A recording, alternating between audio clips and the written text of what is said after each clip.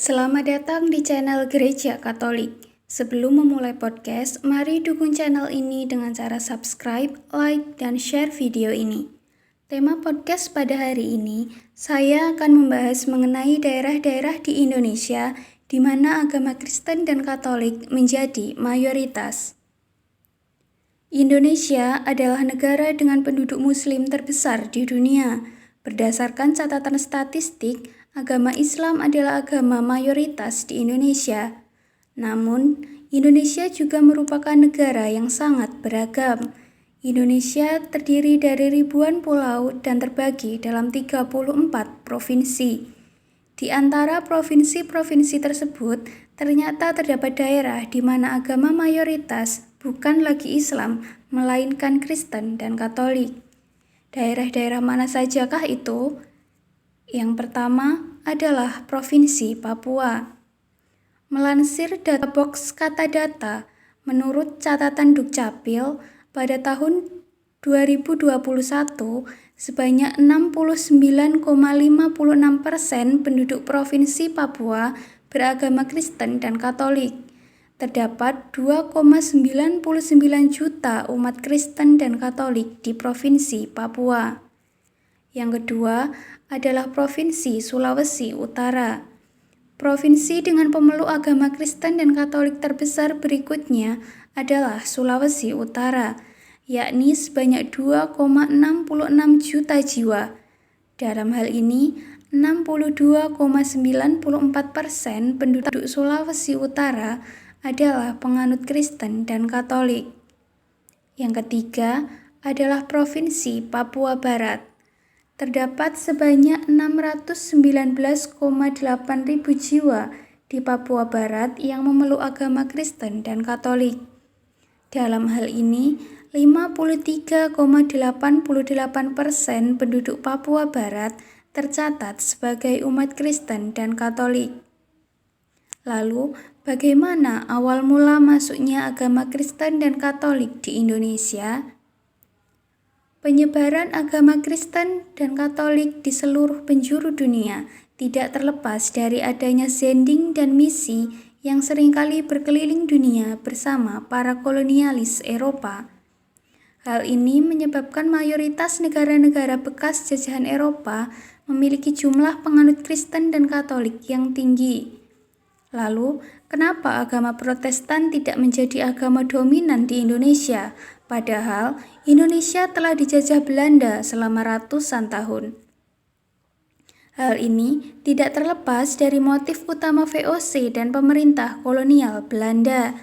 Motif utama mereka adalah perdagangan dan eksploitasi tanah jajahan, bukan penyebaran agama. Mereka tidak terlalu bergairah untuk menjalankan misi kekristenan kecuali untuk tujuan yang memiliki keuntungan.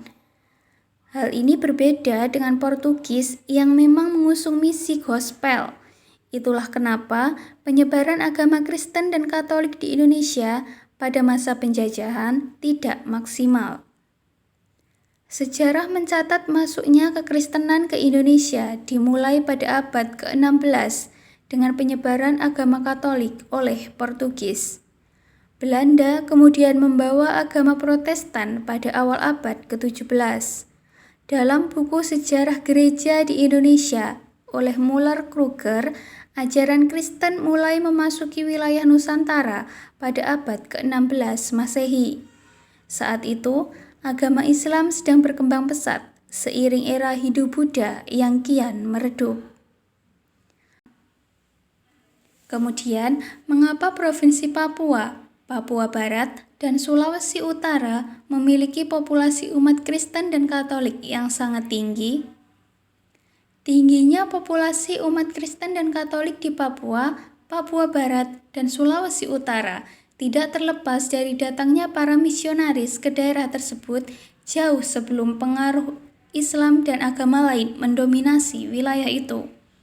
Selanjutnya, pada tahun 1962, pengajaran Injil dilanjutkan oleh Belanda, termasuk diantaranya memperkenalkan pendidikan ke masyarakat Papua.